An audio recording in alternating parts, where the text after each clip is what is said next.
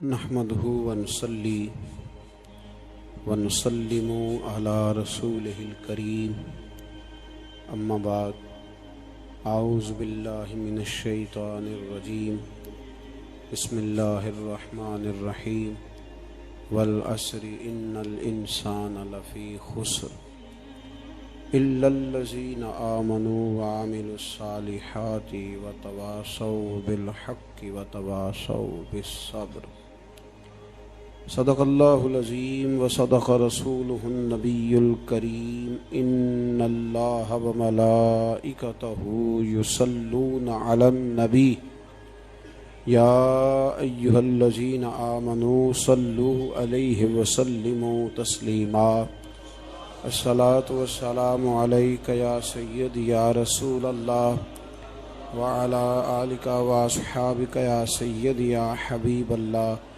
الصلاة والسلام عليك يا سيدي يا نبي الله وعلى آلك وأصحابك يا سيدي يا رحمة للعالمين اللهم صل على سيدنا ومولانا محمد معدن الجود والکرم وآلہ وبارک وسلم۔ تمام تعریف حمد و ثنا، تعریف و توصیف اللہ جل مجدہ الکریم کے لیے، ہر قسم کے درود و سلام نبی محترم، شفیع محتشم، آقا کل، ختم رسول، دانائے سبل، احمد مجتبیٰ جناب حضرت محمد مصطفیٰ صلی اللہ تعالی علیہ وسلم کی ذات والا صفات کے لیے قرآن مجید کی سورہ عصر۔ صحابہ کرام علیہم رضوان کی عادت تھی کہ جب کسی سے ملاقات کرتے تو السلام علیکم کے بعد سورہ عصر کی تلاوت کیا کرتے تھے۔ اس کا مقصد ایک دوسرے کو سبق یاد کرانا ہوتا تھا، نئے سرے سے عزم نو کرنا ہوتا تھا۔ اس سورت کے مضامین ایک دوسرے کو یاد کرانا مقصد تھا۔ سورہ بڑی معروف ہے اور قرآن مجید کی جو الفاظ کے لحاظ سے مختصر صورتیں ہیں ان میں سے ایک ہے۔ اللہ تبارک و تعالی نے قسم اٹھا کے کہا والعصر، محبوب مجھے تیرے پاکیزہ زمانے کی قسم ہو، محبوب تیرے خوبصورت وقار والے، خلوص والے، پاکیزہ بھائی چارے والے تیرے زمانے کی مجھے قسم ہو، ان الانسان لفی خسر، بے شک انسان نقصان میں ہے۔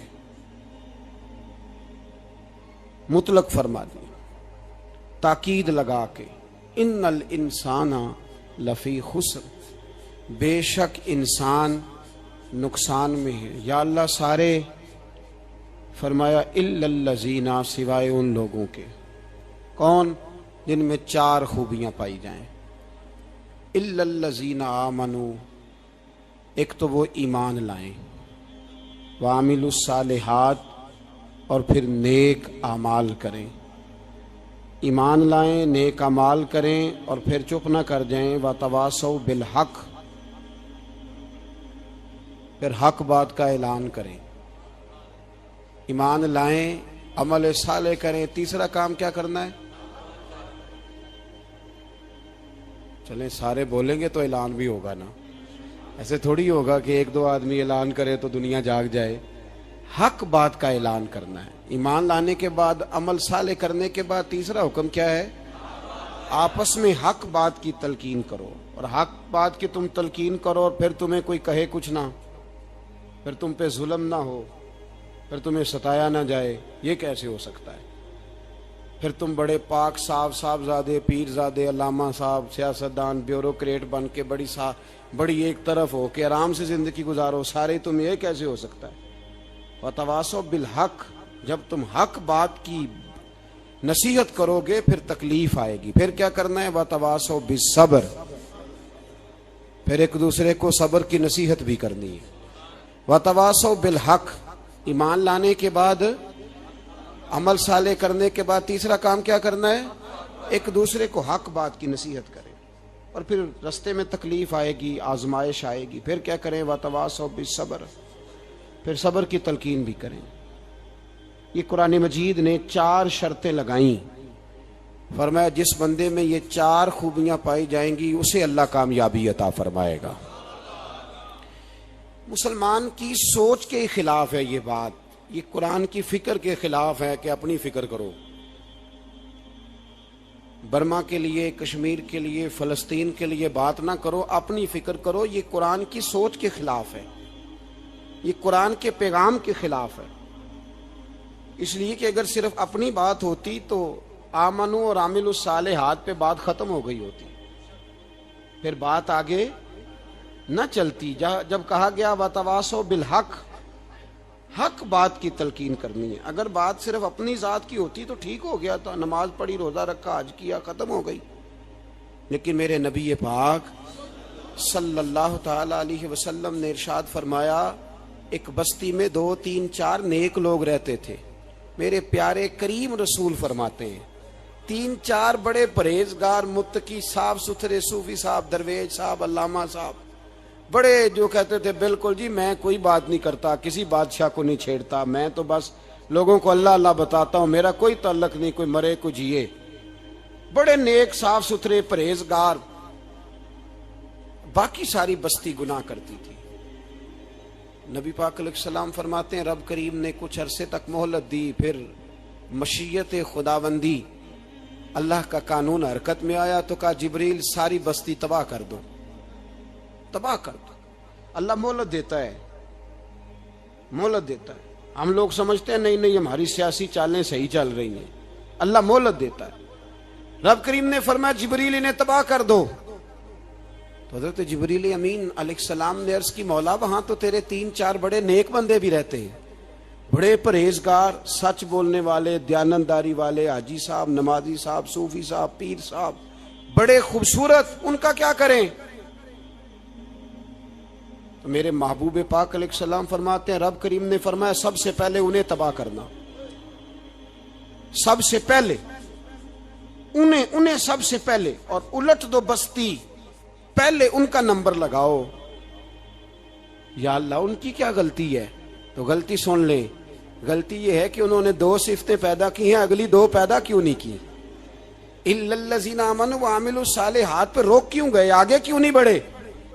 اللہ کریم نے فرمایا جبریل دیکھو نا، میری نافرمانی ہوتی رہی اور ان کے چہرے پر کبھی شکن تک نہیں آیا، لوگ میرا قانون توڑتے رہے، انہیں کبھی برا ہی نہیں لگا، گناہ دیکھ کر کبھی خیال ہی نہیں آیا بدلنے کا۔ میرے بھائی امت مسلمہ اپنے لیے تو آئی نہیں دنیا میں، نبی پاک کی اس لیے تھوڑے آئے تھے کہ پیسے کمائیں، دنیا داری کریں، جھوٹ سچ ماریں اور رخصت ہو جائیں، بچے پیدا کریں۔ یہ کام تو ہندو، سکھ، بدھ مت سارے کر رہے ہیں، تو فقط اس کام کے لیے تھوڑی آیا ہے۔ کنتم خیر امت اخرجت للناس، اللہ فرماتے ہیں میرے محبوب کے غلاموں تم بہترین امت ہو، میں نے تمہیں امتوں کے بھلے کے لیے پیدا فرمایا ہے، تمہیں لوگوں کی امامت کے لیے دنیا میں بھیجا ہے۔ اے نوجوان مسلم، کبھی یہ تدبر بھی کیا تو نے؟ وہ کون سا گردو ہے جس کا ہے تو ایک ٹوٹا ہوا تارا؟ تو نے کبھی سوچا ہے تو کیا ہے؟ پتہ ہے تجھے؟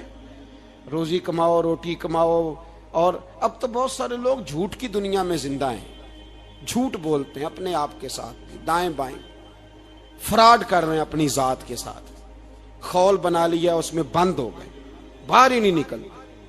اپنے ملک کی سوچو، اپنی بات کرو۔ علامہ اقبال نے پتہ کیا کہا تھا؟ اقبال نے، یہ سنو، جو لوگ کہتے ہیں پہلے پاکستان، برما کے مسلمان بعد میں، کشمیر کے مسلمان پہلے سنو اقبال کیا کہتے ہیں۔ اقبال کہنے لگے ان تازہ خداؤں میں بڑا سب سے وطن ہے، ان تازہ خداؤں میں بڑا کون ہے؟ وطن کی محبت ایمان کا حصہ، اس میں شک نہیں، لیکن اگر اسلام سے پہلے وطن آ گیا تو اقبال کہتے ہیں ان تازہ خداؤں میں بڑا سب سے وطن ہے، اور جو پیرہن اس کا ہے وہ مذہب کا کفن ہے۔ فرماتے ہیں جو وطن اوڑھ لیتا ہے اس نے اپنے مذہب کو دفن کر دیا۔ سب سے پہلے پاکستان نہیں، سب سے پہلے رسول اللہ کا دین ہے، سب سے پہلے قرآن ہے، سب سے پہلے نبی پاک کا فرمان ہے، سب سے پہلے امت مسلمہ ہے۔ ان تازہ خداؤں میں بڑا سب سے وطن ہے، جو پیرہن اس کا ہے وہ مذہب کا کفن ہے۔ اور اقبال کہنے لگے قوم مذہب سے ہے، مذہب جو نہیں تم بھی نہیں. قوم مذہب سے ہے، مذہب جو نہیں. کوئی نہیں سمجھ آ رہی آپ کو میری بات؟ قوم کس سے ہے؟ پاکستانی ہونے سے، پنجابی ہونے سے، سندھی بلوچی پٹھان ہونے سے نہ. قوم مذہب سے ہے، اور مذہب جو نہیں تم بھی نہیں. یہ کیسے ہو سکتا ہے کہ مذہب نہ ہو اور بندہ زندہ رہے؟ یہ کیسے ہو سکتا ہے بھائی؟ کافر نے اصل میں جاگ ہی نہیں رہا، میں جاگتا ہی نہیں. میں جیب کی سوچتا ہوں، مسجد کی سوچتا ہوں، خانقاہ کی سوچتا ہوں، مدرسے کی سوچتا ہوں، دکان کی. سارا دن تو اس چکر میں لگا رہتا ہوں لوگوں کو ثابت کرنے میں کہ میں صحیح ہوں باقی غلط ہیں. میں تو اپنی ذات کے خول سے اٹھ ہی نہیں رہا. اور مجھے یہ اندازہ ہی نہیں کہ لیبیا سارا کٹ گیا، مصر کے ٹکڑے ٹکڑے ہو گئے. مجھے پتہ ہی نہیں کہ شام، جس کے بارے میں میرے نبی پاک علیہ السلام نے فرمایا مکے اور مدینے کے بعد اللہ نے سب سے زیادہ برکتیں ملک شام میں رکھی ہے. اور حضور نے فرمایا جس نے ہجرت کرنی ہو وہ شام جائے. اتنا اعلیٰ ملک سارا کٹ گیا. 4,000 ہزار لوگ ایک ایک دن میں قتل ہو گئے. پر میرا گھر اب آباد ہے نا، کوئی حرج نہیں. وہ کٹتے ہیں تو وہ دور ہیں، کٹتے رہیں. فلسطین میں ہمارے یہاں معراج کی محفلیں بڑی جم کے ہوتی ہیں. سارے لوگ پڑھتے ہیں سبحان الذی اسریٰ بعبدہ لیلا من المسجد الحرام الی المسجد الاقصی. انہیں پوچھو روز قرآن مجید میں مسجد اقصی کا نام لینے والوں، تم مسجد اقصی کہتے ہو تو تمہیں اللہ کتنی نیکیاں عطا کرتا ہے. بتاؤ تو صحیح مسجد اقصی کدھر ہے؟ اور اب تو میری طرح کے مولوی آدھی حدیث سناتے ہیں، کہتے ہیں مسجد نبی میں ایک نماز پڑھو تو 50,000 کا ثواب، حرم شریف میں پڑھو تو 1,00,000 کا ثواب. مولانا حدیث یہاں سے شروع نہیں ہوتی. کھولو تو صحیح کنز المال، پڑھو مسند امام احمد بن حنبل، حدیث تو یہاں سے شروع ہوتی ہے. میرے نبی پاک نے فرمایا مسجد اقصی میں جس نے ایک نماز پڑھی 25,000 کا ثواب، اور میری مسجد میں جس نے ایک نماز پڑھی 50,000 کا ثواب، اور اللہ کے گھر بیت اللہ جس نے پڑھی 1,00,000 کا ثواب. مسجد اقصی کا تو ذکر ہی چھوڑ گیا ہے. کیوں؟ وہ مسجد جس کی طرف منہ کر کے 15 سال میرے نبی پاک نے نماز ادا کی. کس نے؟ بولیے گا. 15 سال تک، 2 ہجری میں 13 سال مکے میں، 2 سال مدینے میں. مسجد اقصی کی طرف جدھر منہ کر کے تیرے اور میرے رسول نماز پڑھتے رہے. آج وہ مسجد یہودی کے قبضے میں ہے. کئی جمعے تالا رہتا ہے، وہاں نماز نہیں پڑھنے دی جاتی. مجھے کیا لگے اس بات سے؟ میری مسجد میں تھوڑی لگا ہوا ہے. ایسی ہوا چلی ہے کہ ہر شخص سوچتا ہے تمام شہر جلے بس ایک میرا گھر نہ جلے. بھائی یہ وہ دور ہے جس دور میں ذرا سی بھی کسی شخص کو تکلیف ہوتی ہے تو عالمی میڈیا پہ بات جاتی ہے، موبائل جیبوں میں فوراً تصویریں کیش ہوتی ہیں. میں اور آپ، ہمارا اس قوم سے تعلق ہے جس قوم کے بچے کٹ گئے، ذبح ہو گئے. عورتوں کے پستان کاٹ کے برما کے بدھوں نے ان کے کباب بنا کے کھا لیے. چھوٹے چھوٹے بچوں کی لاشیں انہوں نے لٹکا ڈالی. اور یہاں میں حکومت کی کیا بات کروں، یہاں کسی سیاستدان کو مکھی کاٹ جائے تو ہمارے پھٹے آباد ہو جاتے ہیں بحث کرنے کے لیے. ہمارے اپنے لوگ، عام آدمی نہیں بات کرتا، عام آدمی نہیں نکلتا، عام شخص کو فکر ختم ہو گئی. وہاں میری بھائی سب سے بڑھ کر بہترین مسجد کے خطیب امام حسین تھے. مسجد نبی سے بڑی بھی کوئی مسجد ہوگی جس ممبر پر رسول پاک بیٹھ کے خطبہ دیا کرتے تھے؟ اور میرے مصطفیٰ کے آستانے سے بڑا بھی کوئی آستانہ ہوگا جس کی سجادگی امام حسین کے پاس تھی؟ کہتے ہیں ہمارا کیا تعلق، ہمیں کیا لگے، جو مرضی ہوتا پھرے. امام علی مقام آرام سے مسجد نبی میں بیٹھے تھے. زمانہ پوری دنیا سے جاتا تھا، ہاتھ چومتا تھا، قدموں میں بیٹھتا تھا. اتنے بڑی عظمت والی بھی کوئی شخصیت ہوگی جس کے رگوں میں رسول اللہ کا خون دوڑتا ہے، جسے حضور اپنی زبان مبارک اس طرح وہ چوسا کرتے تھے جیسے عرب کے لوگ پیاس کے عالم میں کھجور چوسا کرتے تھے. اتنا بڑا بھی کچھ شخص تھا. لیکن جب دین پہ کڑا وقت آیا تو حسین نے مسجد کی خطابت نہیں بچائی، آستانہ نہیں بچایا. امام علی مقام نے کہا کوفہ لٹتا ہے تو لٹتا رہے، دمشق میں فساد ہوتا ہے تو ہوتا رہے، وہ ملک شام کی بچیاں رو رہی ہیں تو روتی رہیں کہ ہم پہ یزید قابض ہو گیا، میری مسجد آباد ہے، کافی ہے. نہ، امام حسین نکلے اور نکل کے کہنے لگے جنت البقیع والی جگہ پہ کھڑے ہو کے یا رسول اللہ میں جا رہا ہوں اور آپ کے لیے جا رہا ہوں، اس لیے کہ مجھے اس شام کو بچانا ہے جس شام میں رسول اللہ کا کلمہ پڑھنے والے لوگ بستے ہیں، مجھے کوفہ دمشق مصر کے لوگوں کو بچانا ہے، نانا تیرے کرم کے خزینے کی خیر ہو، میں جا رہا ہوں تیرے مدینے کی خیر ہو۔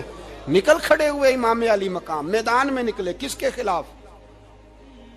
بولے کون تھا؟ یزید مسلمان تھا اس وقت تک، تو سب نے مسلمان لکھا ہے، جس نے کافر کہا شہادت امام حسین کے بعد کہا۔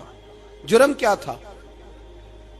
میری گردن جھک جاتی ہے جب میں یہ بات کرتا ہوں، ایمانداری سے کہہ رہا ہوں، جوش خطابت نہیں، میری گردن جھکتی ہے جب میں یہ لفظ ادا کرتا ہوں۔ امام علی مقام اس شخص کے خلاف نکلے، سارے خطبے امام حسین کے پڑھ کے دیکھو، امام حسین نے فرمایا یزید شرابی ہے، شرابی مسلمانوں کا حکمران ہو سکتا؟ آپ نہ بولیں بے شک، پر بات تو سچی ہے نا۔ امام حسین نے فرمایا شرابی کو ووٹ دیا جا سکتا؟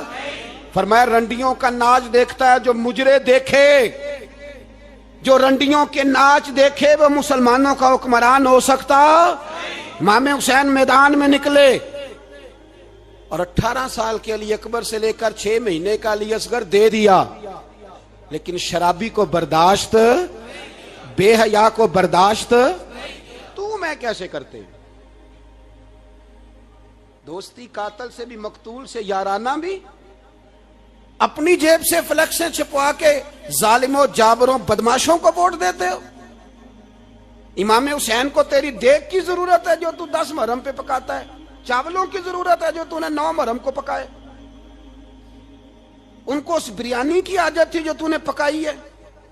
میرے گھر میں فلاں M N A M P A صاحب آ گئے تھے، امام حسین کے گھر کے اندر یزید نے پیغام بھیجا، اس نے کہا جیسے کہو گے کر لوں گا، جتنے پیسے کہو گے دے دوں گا، جتنی مسجدیں کہو گے بنوا دوں گا، جتنے ادارے کہو گے تعمیر ہو جائے، مجھے نہ چھیڑو۔ آپ نے فرمایا نا، مسجد مدرسے اس وقت آباد رہتے ہیں جب حکمران صحیح ہوتے ہیں، اور جب حکومتیں غلط ہوتی ہیں تو پھر مساجد آباد، پھر مدارس کی آباد کاری ہو ہی نہیں سکتی۔ میں دین میں نیا رکھنا کھول دوں؟ امام علی مقام کھڑے ہوئے، پر میں کیا کروں؟ حکومت کیا کروں؟ حکومت سے کیا کہوں؟ اگر میری ملت کے اپنے جوان کے موبائل میں رنڈیوں کا ناچ ہو تو 10 محرم کو تو امام حسین کربلا میں تڑپ جاتے ہوں گے۔ اگر 9-10 محرم کو جو نکلا امام علی مقام کی بات کرنے کے لیے، وہ نوجوان اگر سگریٹ کا، شراب کا، بدماشی کا عادی ہو تو حضرت علی اصغر کہیں گے نا میری قربانی کا کیا بنا؟ وہ تو نکلے تھے عریانی اور فحاشی کے خلاف، اور اگر ملت کا جوان روز چوک میں کھڑے ہو کے لڑکیوں کو تاڑتا ہو تو حضرت علی اکبر تو اپنی قبر میں روتے ہوں گے کہ یہ اس قوم کے لیے جان دے دی جو آج یزیدی طریقوں پہ عمل کر رہی ہے، جو ساری رات گند دیکھ کے سوتی ہے، جو ساری رات بے حیائی، فحاشی اور عریانی میں لگی رہتی ہے، ان لوگوں کے لیے جان دے دی۔ اتنا ظلم ان شہیدوں کے ساتھ، اور 10 محرم کو دیگ پکا کے کہتا ہے میں امام حسین کا ماننے والا ہوں، میں امام علی مقام سے پیار کرنے والا ہوں۔ نہ بھائی، نہ دو رنگی چھوڑ کے یک رنگ ہو جا، سراسر موم ہو جا یا سنگ ہو جا، امت مسلمہ کو بیدار ہونا پڑے گا۔ امام علی مقام میدان میں نکلے، ڈٹ کے نکلے، اور امام نے فرمایا میدان میں نکل کر کہ میرا وطن مدینہ ہے، میرا وطن مدینہ ہے، پر مدینہ بعد میں، رسول اللہ کا دین پہلے۔ تو پاکستان کی بات کرتا ہے؟ امام علی مقام نے فرمایا مدینے کی شریعت بعد میں، رسول اللہ کا دین پہلے، اور تیرے تو بچے عام سے ہیں۔ امام حسین نے فرمایا میری گود میں جو بچے ہیں وہ رسول اللہ کے نواسے ہیں، پر بچے بعد میں، نبی پاک کا دین پہلے۔ آپ نے فرمایا تیری بیٹی بڑی باوقار ہوگی، اس کی بڑی عزت ہے، تو کہتا ہے بیٹی کی وجہ سے بلیک میل ہو گیا، لیکن جو شان خدا نے حسین کی بیٹی کو عطا فرمائی، جن بچیوں کا سر کا بال ننگا ہو جائے، سر کا بال ننگا ہو جائے، تو امام شورانی فرمایا کرتے تھے اگر مدینے میں کسی سید زادی کے سر کا بال ننگا ہوتا تھا تو سورج اپنا منہ چھپا لیا کرتا تھا، سورج چھپ جاتا تھا بادلوں کی اوٹ میں، اور مدینے والے سمجھ لیتے تھے کہ گھر میں کام کرتے کرتے کسی سیدزادی کے سر کا کوئی بال ننگا ہو گیا. ان شہزادیوں کا اتنا وقار. پر امام علی مقام نے فرمایا بیٹیوں کی فکر بعد میں, رسول اللہ کا دین پہلے. پہلے رسول اللہ کا دین. قوم مذہب سے ہے, مذہب جو نہیں تم بھی نہیں. یاد رکھ میرے بھائی, امام علی مقام رضی اللہ تعالیٰ عنہ نے میدان میں نکل کر پہلے مذہب کی بات کی. اور آج دین نبی دا وانگ یتیمہ رووے تے کرلاوے تے آکھے میں کتھوں لبا عمر بہادر, میں کتھوں لبا عمر بہادر جڑا مینوں سینے لاوے. معصوم بچے, معصوم. آج تک کدھر ہے تمہارا اقوام متحدہ؟ بلاؤ نا اسے. بھیک مانگتے پھرتے ہو کافروں سے, بھیک مانگتے ہو. بچہ شام کو گھر نہ آئے تو ماں دروازے پہ نظر لگا کہتی بیٹے ٹائم پہ آ جایا کر, مجھے نیند نہیں آتی. وقت پہ. برما کی اس ماں سے بھی جا کے پوچھو جس کا بچہ پلٹ کے آئے کوئی نہیں, آیا ہی نہیں, اس سے بھی پوچھو. بچے نے آدھی رات کو روٹی مانگ لی تو فالج زدہ ماں, اس کو فالج تھا, وہ رینگتی ہوئی اٹھی اور اس نے اپنے لال کو روٹی پکا کے دی. باپ کہتا رہا چل چھوڑ, سو جا بیٹے تیری اماں. اس نے کہا نہیں مجھے نیند نہیں آتی, بیٹا بھوکا ہے. اس ماں سے بھی کبھی پوچھ, اس ماں سے جو بنگلہ دیش کے خیمے میں بیٹھی ہے تو بی بی سی لندن کا رپورٹر کہتا ہے کہ تیری خواہش کیا ہے؟ کہتی کوئی بھی نہیں, چلو 2 دن کے بعد ہی صحیح میرے بیٹے کو ایک روٹی دے جایا کرو. اے روٹی مانگتا ہے مجھ سے, میں کدھر سے لاؤں؟ یہ لوارث قوم ہے. میں حکمران سے جا کے بات کروں جب میرا اپنا نمازی مسلمان کہتا ہے پہلے پاکستان کے بچے تو پال لو. میرے بھائی تجھے خبر ہی نہیں, یہ تو جانا تو کبھی گنبد خضرا پہ تو میرے مصطفیٰ نے فرمایا من ازا مسلم فقد ازانی. فرمایا جب میرا مسلمان تکلیف میں ہوتا ہے تو میں گنبد میں تکلیف میں ہوتا ہوں, مجھے درد ہوتا ہے, مجھے اذیت ہوتی ہے. پوچھ جا کے محبوب پاک سے. میرے عزیز کسی کو غم ہی نہیں ان لوگوں کا, کسی کو پرواہ ہی نہیں, کچھ سوچتا ہی نہیں ان کے بارے میں. میں اپنے گھر میں مست ہوں, آپ اپنے گھر میں مست ہیں. میرے رسول اللہ کی امت لٹ گئی ساری, جگہ جگہ تباہی. 1 انچ دھرتی پر زمین ایسی نہیں جو کافر کی ہو اور خون بہتا ہو. ایک ریمن ڈیوس امریکی کتا یہاں بند تھا مسلمانوں کے قتل میں. انہیں اپنی قوم کی اتنی فکر تھی وہ راتوں رات چھڑا کے لے گئے.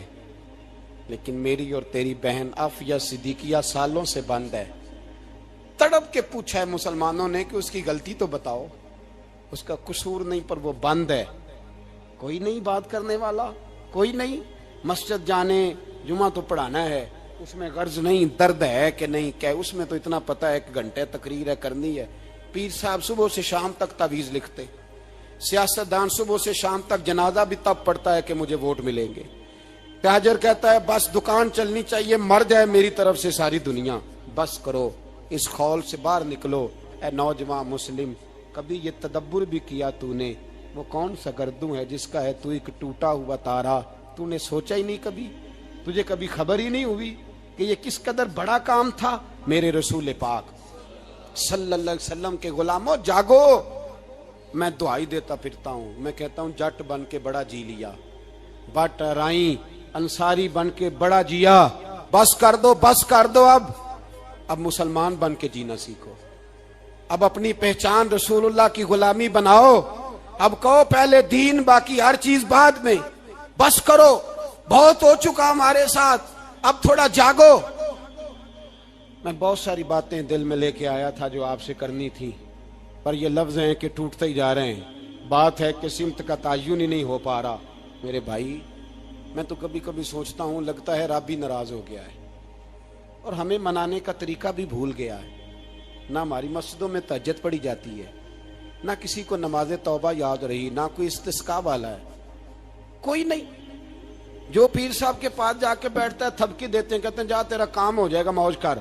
کبھی نہیں کو کہتا توبہ بھی کر, استغفار بھی پڑھ, یہ داڑھی پوری کر, دین رسول اللہ کا اس کی طرف تو توجہ کر. کوئی تبلیغ ہی نہیں کرتا.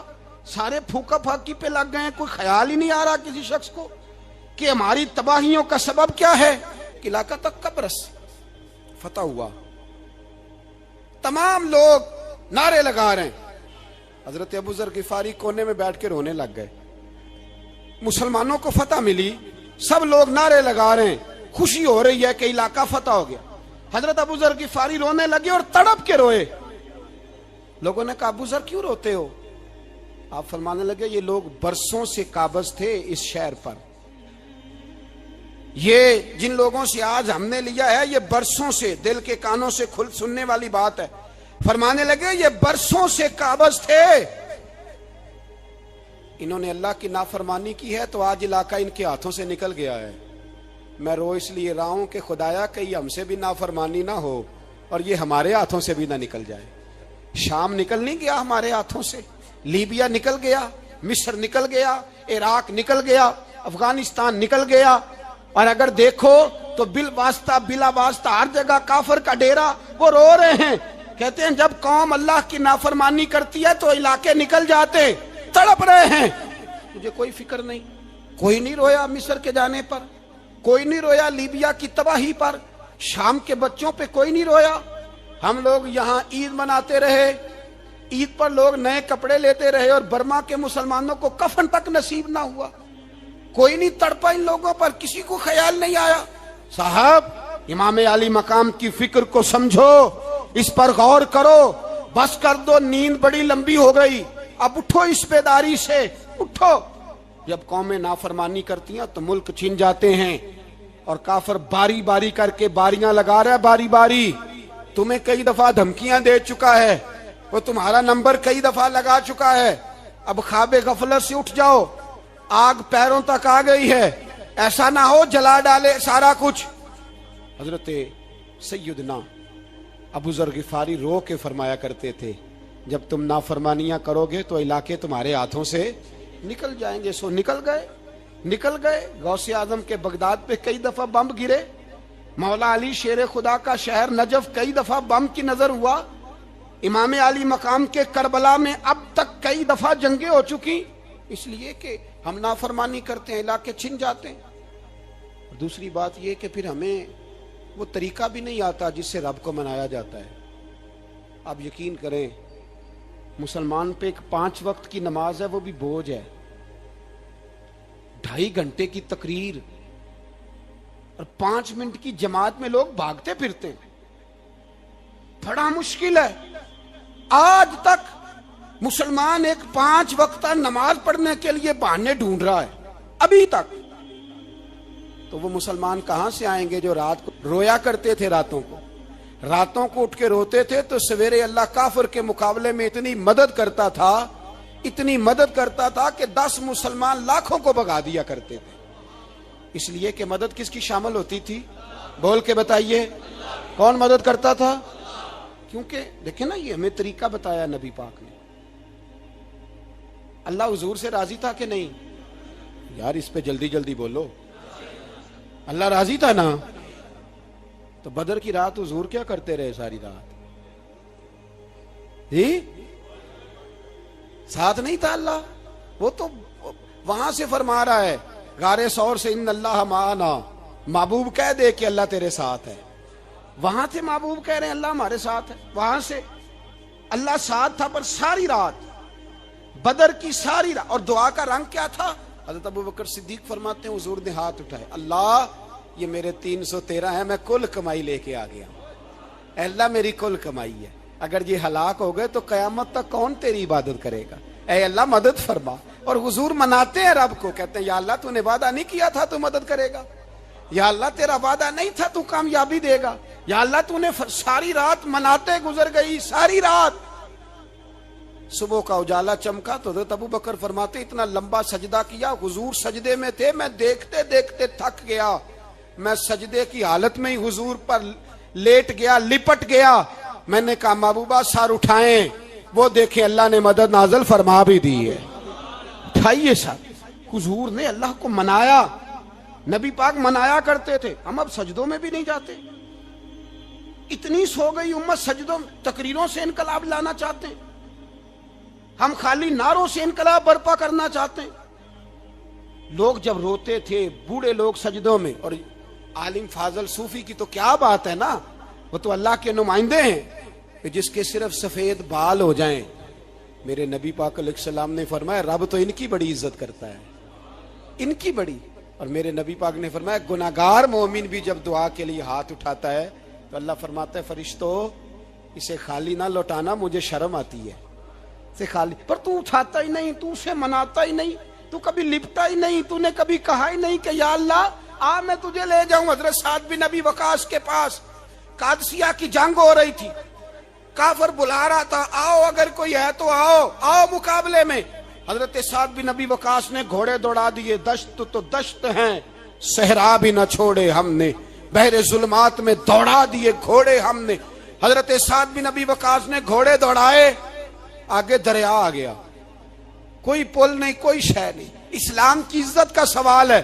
حضرت سعد بن ابی وقاص نے ہاتھ اٹھائے اور کہا اے اللہ اگر تو موسیٰ کی نافرمان قوم کو رستہ دے سکتا ہے تو تو ہمارے دلوں کو جانتا ہے، ہم تو اپنے رسول کے فرما بردار غلام ہیں۔ آنا مہربانی کر کی اگر تو نے دل مسلم کی دل جوئی نہیں تو ہمیں تانا دیں گے بت کے مسلم کا خدا کوئی نہیں۔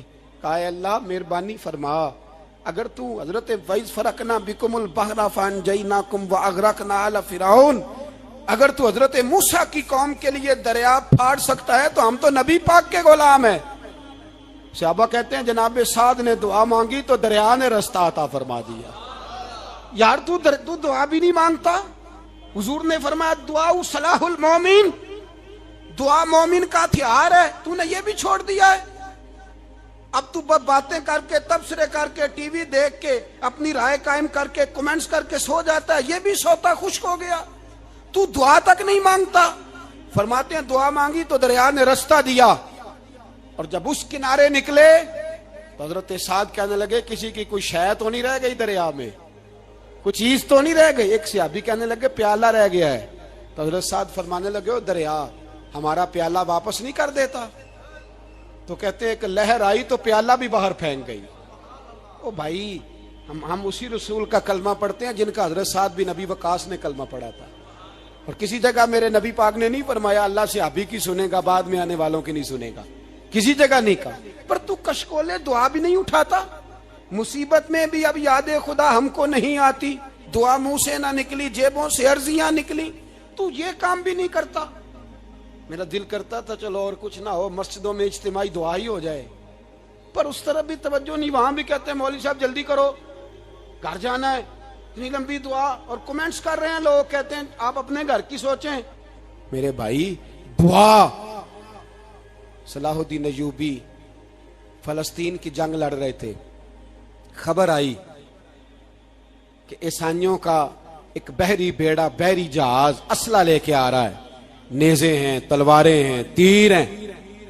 صلاح الدین ایک بزرگ تھے، ان سے ملے تو کہنے لگے بابا جی آپ بھی دعا کرو، میں بھی دعا کرتا ہوں، مسلمانوں کے پاس پہلے اسلحہ نہیں، عیسائیوں نے اور منگا لیا ہے، کہیں ایسا نہ ہو مسلمانوں کے خلاف اتنا اسلحہ استعمال ہو۔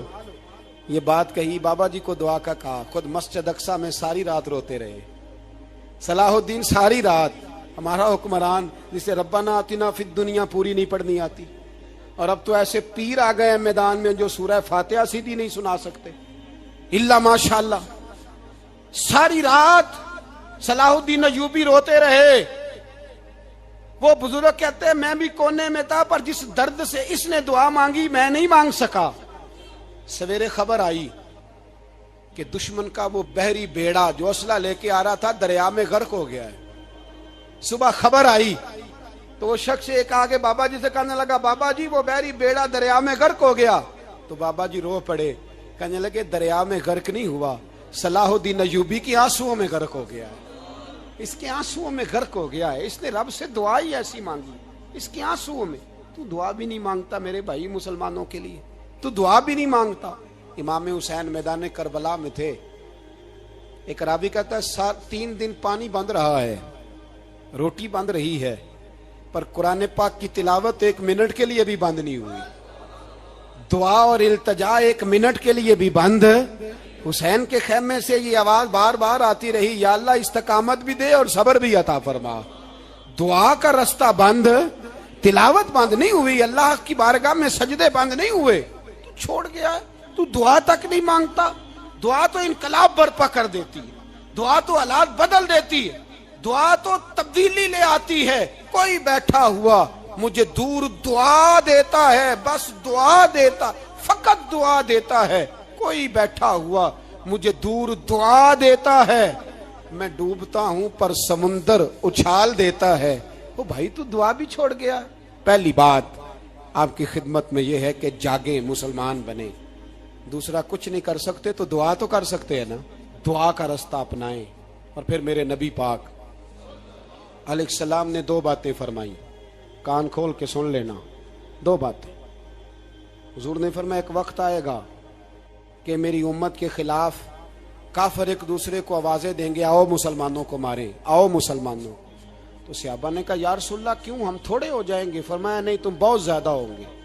56 اسلامی ملک ہیں دنیا میں، کتنے بول کے بتانا ہے؟ اتنا سا برما ہے، کسی غیر مسلم کا کتا مر جائے تو یہ چیخ پڑتے ہیں، اور یہاں کہتی ہے اقوام متحدہ کہ جی وہ ہمیں داخل نہیں ہونے دے رہے۔ تو بند کرو پھر سلامتی کونسل، تحلیل کر دو، اقوام متحدہ ختم کرو۔ اگر تمہاری کو سنتا نہیں تو بنائی کیا ہے؟ صرف مسلمانوں کو پریشرائز کرنے کے لیے۔ اور ہمارے مسلمان بھیک مانگتے پھرتے ہیں، کہتا ہے کہا ہے ہم نے اقوام متحدہ سے۔ اب تم اپنے لیے کافر سے بھیک مانگو گے، کافر سے بھیک مانگو گے؟ میرے عزیز نبی پاک علیہ الصلوۃ والسلام نے فرمایا کافر ایک دوسرے کو بلائیں گے مسلمانوں کو مارے۔ یا رسول اللہ ہم تھوڑے ہوں گے، فرمایا بہت زیادہ ہوں گے۔ تو حضور کیا ہوگا؟ فرمایا تمہیں وہن ہو جائے گا۔ یا رسول اللہ وہ کیا ہے؟ فرمایا دنیا سے پیار ہو جائے گا، مرنے کو دل نہیں کرے گا، دنیا سے اور مرنے کو۔ اس وقت سمجھ لینا کافر تم پہ حاوی ہے۔ میں اپنا اندازہ کروں، آپ اپنا کریں، مجھے دولت سے کتنا پیار ہے اور آپ کو کتنا پیار ہے۔ جاگ کے سنیں یہ لفظ رسول پاک کے صلی اللہ علیہ۔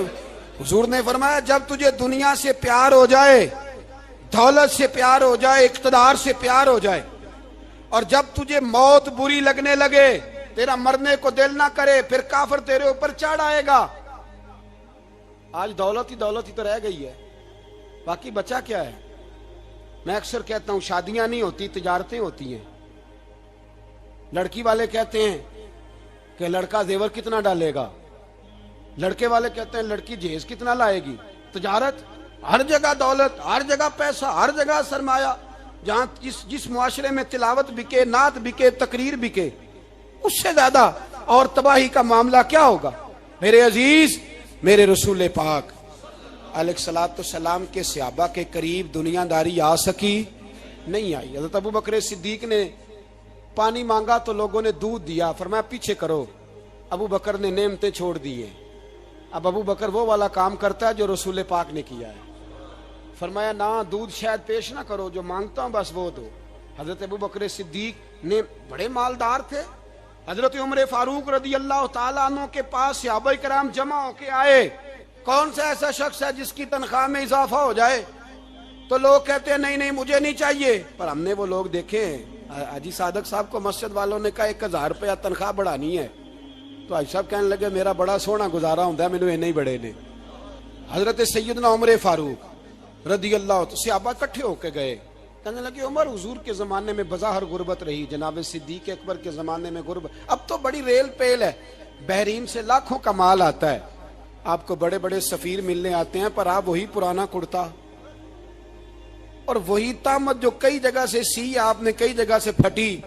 اور حضرت عمر ایک دن عید کی نماز پڑھانے گئے تھے تو ننگے پیر ہی چلے گئے۔ لوگوں نے کہا جوتا، فرمایا ٹوٹ گیا تھا یار، پہننے کے قابل نہیں تھا۔ فرمایا ننگے پیر آ گئے ہو، لوگ کیا کہیں گے؟ فرمایا چھوڑو، عمر کے پاؤں ننگے ہیں لیکن عمر کے کردار میں تو کوئی شک نہیں نا، پیر ہی ننگے ہیں نا، کیا ہوا؟ چھوڑو اس بات کو، کوئی پیار نہیں دنیا داری سے، دولت سے، کوئی چکر ہی نہیں۔ حضرت سیدنا عمر فاروق رضی اللہ تعالیٰ عنہ کو صحابہ نے اکٹھے ہو کے کہا، یہ ہے امت کے بیدار ہونے کے طریقے جو عرض کر رہا ہوں۔ کہا جناب آپ اب بڑا مال غنیمت ہے اور جس طرح ہر صحابی کا حصہ ہے آپ کا بھی حصہ ہے، تو ایک نیا کرتا ہی ڈال لیں آپ خرید کے۔ اب جب مشورہ ہو گیا صحابہ میں تو کہنے لگے عمر سے بات کون کرے گا؟ نیا کرتا پہننے کی عمر سے بات کس کو برا لگتا ہے جی؟ نیا کرتا کون بات کرے گا؟ حضرت سیدنا علی المرتضیٰ کا انتخاب ہوا۔ کہنے لگے مولا علی کی بڑی عزت کرتے ہیں، ان سے بڑا پیار کرتے ہیں، ان سے بات کرتے۔ تو حضرت علی کو بلایا گیا، عرض کی حضور مہربانی فرمائیں حضرت عمر سے کہے نئے کرتے کے لیے۔ آپ فرمانے لگے عمر میری بڑی قدر کرتا ہے، بڑی بات سنتا ہے، پر یہ والا کام نہیں میں عمر سے کہہ سکتا، یہ کسی اور سے کہو۔ تو کہنے لگے آپ رہنمائی کر دیں کس کو کہیں؟ تو جناب علی المرتضیٰ فرمانے لگے اگر حضرت عائشہ صدیقہ سے کہو گے تو عمر فوراً مان جائے گا، وہ مومنوں کی ماں ہیں۔ صحابہ حضرت عائشہ کے پاس، اماں جی عمر کو بلائیں، ان کو کہیں بڑے بڑے سفیر آئے ہوتے ہیں، وہی پرانے کپڑے پہن کے بیٹھ جاتے ہیں۔ اللہ اکبر۔ حضرت عائشہ نے پیغام بھیجا، فرمایا عمر کو بلاؤ۔ عمر فاروق دوڑے ہوئے آئے، پردے کے پیچھے حضرت عائشہ کے پاس گھٹنوں کے بل، اماں جی دیر تو نہیں کر آیا میں آنے میں؟ حکم ہو، حضور کے گھر سے پیغام آیا، بڑے بڑے سفیروں کو چھوڑ کے بھاگے۔ حضرت عائشہ صدیقہ کہنے لگی عمر دیکھو جائز پیسے ہوں تو اسلام اچھے لباس سے منع نہیں کرتا، اب بڑا بڑا مال آیا ہے، اب تیرا بھی حصہ ہے، تو صحابہ کرام کی خواہش ہے کہ نیا کرتا پہن لو، بڑے بڑے سفیر آتے ہیں، حرج بھی کوئی نہیں، جائز بھی ہے، کو منع نہیں۔ حضرت عمر نے گردن جھکا، جی اماں جی، جی اماں جی، جی اماں جی۔ حضرت عائشہ کہتی ہیں بات ختم ہوئی، عمر نے گردن اٹھائی تو عمر کی داڑھی آنسوؤں سے بھری ہوئی۔ کہتی ہیں مجھے کہنے لگے اماں جی میں تو صرف مسجد میں دیکھا کرتا تھا، آپ تو مصطفیٰ کو دن رات دیکھتی تھیں، جس طرح کے کرتے آمنہ کے لال نے پہنے ہیں مجھے بھی پہنا دو، میں تیار ہوں، میں پہن لوں گا، میں تیار ہوں، پر جس طرح کے میرے نبی نے پہنے۔ حضرت عائشہ کہتی ہے میں پھوٹ کے روئی، میرا پلو آنسوؤں سے بھر گیا۔ فرماتی ہیں میں عمر کی بات سنتی گئی تو میرا پلو آنسوؤں سے، میں نے کہا عمر تو جا، تو ٹھیک ہے۔ فرماتی ہے عمر فاروق سلام کر کے اٹھے، امیر المومنین چلے گئے، اس کونے میں صحابہ چھپے ہوئے تھے، وہ آئے، کہا اماں جی کیا بات ہوئی؟ تو میں پھر رو پڑی۔ میں نے کہا کیا بتاؤں، تمہیں پرانے کرتے نظر آتے ہیں، اسے محمد عربی کے جلوے نظر آتے ہیں، اسے رسول اللہ کا رنگ نظر آتا ہے، اسے وہ غلامی نظر آتی ہے۔ عمر کو دنیا سے پیار، اور دنیا سے پیار نہیں تھا، دعا پتہ کیا تھی؟ یوں جھولی اٹھا کے اللہ مرزقنا شہادتن فی سبیلک وجعل موت فی بلد حبیبک، اللہ عمر کو بسترے والی موت نہ دینا، موت شہادت کی دینا، پر میں میدان میں جا کے نہیں مرنا چاہتا، مجھے رسول اللہ کے شہر میں موت چاہیے، باہر جا کے نہیں، یہی میدان لگے مدینے میں، یہی موت آئے، اسباب بنا، میں مدینہ بھی نہیں چھوڑنا چاہتا۔ او بھائی ان لوگوں کو نہیں پیار تھا۔ جناب صدیق اکبر کا وصال ہوا تو زہر کے اثر سے، وہ جو آپ کو زہر لگا تھا، بعض مفسرین نے لکھا ہے کبھی کبھی وہ جو سانپ نے ڈسا تھا تو کبھی کبھی اس کا اثر آتا تھا، بس اللہ نے شہادت دینی تھی کبھی کبھی، ورنہ تو بڑی شفائیں تھیں۔ حضرت عمر شہید، حضرت عثمان، جناب علی، امام حسن، امام حسین، علی اکبر، علی اصغر، حضرت عباس، حضرت سعد بن معاذ، حضرت امیر حمزہ، مصعب بن عمیر۔ میرے محبوب نے تو لسٹ بنائی شہیدوں کی، لسٹ بنائی شہیدوں کی، شہادت سے پیار کیا رسول اللہ صلی اللہ علیہ وسلم کے غلاموں نے، پیار کیا شہادت سے، اسی لیے تو کافر اٹھ نہیں سکا کہ شہادت سے حضرت سعد بن معاذ رضی اللہ تعالیٰ عنہ کو زخم لگ گیا، جنگ سے زندہ آ گئے لیکن زخم ہے، رو کے کہنے لگے محبوبہ سارے شہید ہو گئے میں ایسے ہی رہ گیا۔ حضور نے فرمایا نہیں، رب تجھے بھی شہادت کی موت ہی عطا فرمائے گا۔ اسی زخم میں پردہ ہو گیا۔ میرے بھائی حضرت عمر بن جموح رضی اللہ تعالیٰ عنہ 4 بیٹے لے کے احد کے میدان میں آئے، کہا محبوبہ میرے 4 ہی تھے، میں سارے لے آیا ہوں، سارے ہی قبول ہیں؟ فرمایا ٹھیک ہے، پھر خود بھی زرہ پہن لی، एक टांग से लंगड़े थे, टांग छोटी थी। हुजूर ने फरमाया तूने क्यों लिबास पहन लिया है? कहा हुजूर मैंने भी तो जिहाद पे जाना है ना। तो हुजूर ने फरमाया तेरे 4 बेटे जो जा रहे हैं। तो कहा या रसूलल्लाह क्या लंगड़े जन्नत में नहीं जा सकते? हुजूर लंगड़े अल्लाह को कबूल नहीं, मैं नहीं जा सकता। तो मेरे नबी पाक सल्लल्लाहु अलैहि वसल्लम ने फरमाया नहीं, जन्नत तो तेरा इंतजार कर रही है। कहा हुजूर फिर मैं भी जाऊंगा, बच्चे जाएंगे तो मैं भी जाऊंगा।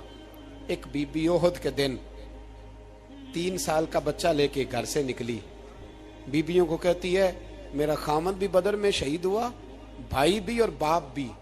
आज हुजूर ने फिर बुलाया है। दिल करता था कोई जवान बेटा होता तो मैं पेश करती, पर अब मेरे पास ये 3 साल का ही है। बच्चा लिया मदीने में, मस्जिद नबवी में। हजरत बिलाल से कहने लगी 2 मिनट हुजूर का दीदार चाहिए। नबी पाक आए, कैसे आई हो? कहने लगी महबूबा मैं शहीद की बेटी, शहीद की बहन, शहीद की बेवा हूँ। मेरे पास अब जवान तो कोई नहीं, ये 3 साल का ही है। हुजूर ने मुस्कुरा के फरमाया ये करेगा क्या? करेगा? कहने लगी हुजूर सुना है असला थोड़ा है, ढाल की जरूरत है। लोहे की ढाल होती थी, जब तलवार आती थी तो आगे की जाती थी। कहा महबूबा मेरा शहीद की अम्मा बनने को बड़ा दिल करता है, ये मेरा 3 साल का ले जाओ, जब तीर आपकी तरफ आया तो मेरा बेटा आगे कर देना, ये ढाल का काम तो देगा ना। हंसते हुए महबूब की आंखों में आंसू आए। बच्चे को पकड़ के सीने से लगाया, माथा चूमा, फरमाया जा तेरे साथ वादा है, कयामत के दिन तुझे शहीद की अम्मा कह के ही पुकारा जाएगा।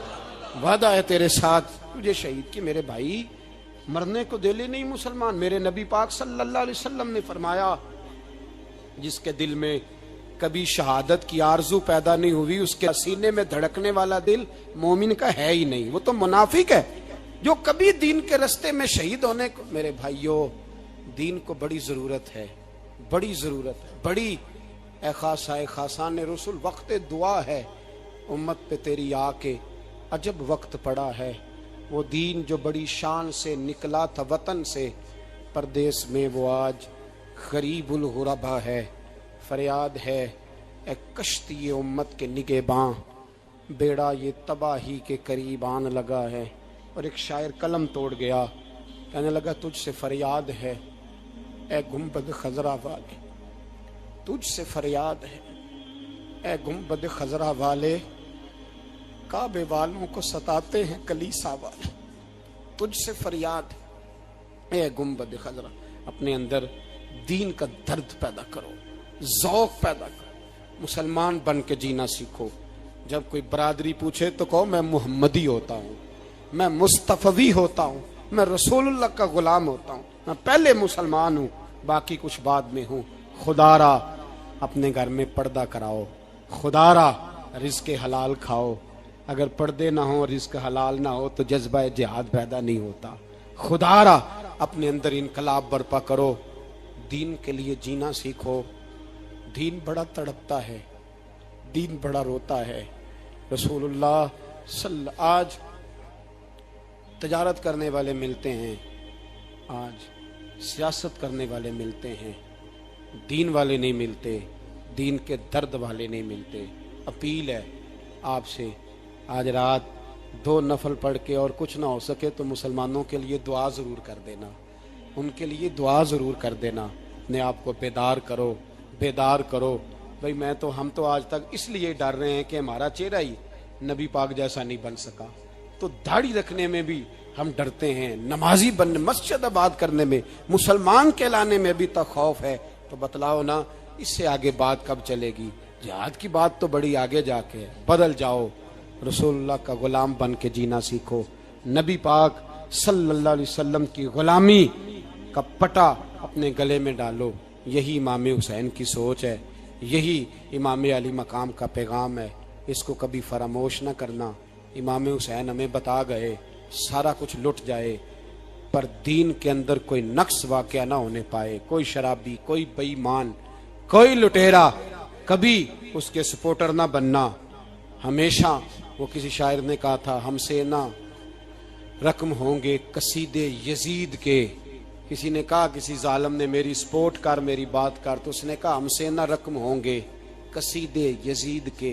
کیونکہ ہم لوگ تو حسین کے سیرت نگار ہیں، ہم لوگ تو حسین کے سیرت نگار ہیں۔ یہ محرم کے جو دن ہے یہ انقلاب کے دن ہے، رونے پیٹنے کے نہیں، انقلاب کے دن، جذبوں کی بیداری کے دن، ظلم کی آنکھوں میں آنکھیں ڈالنے کا جذبہ پیدا کرنے کے دن۔ اس کو اسی رنگ میں لو۔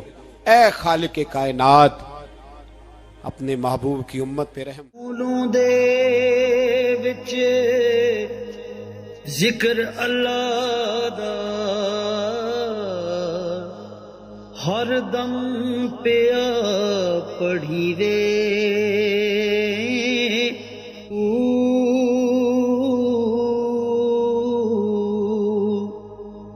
ظاہر باطن این ایانی ہو پیا سنی وے،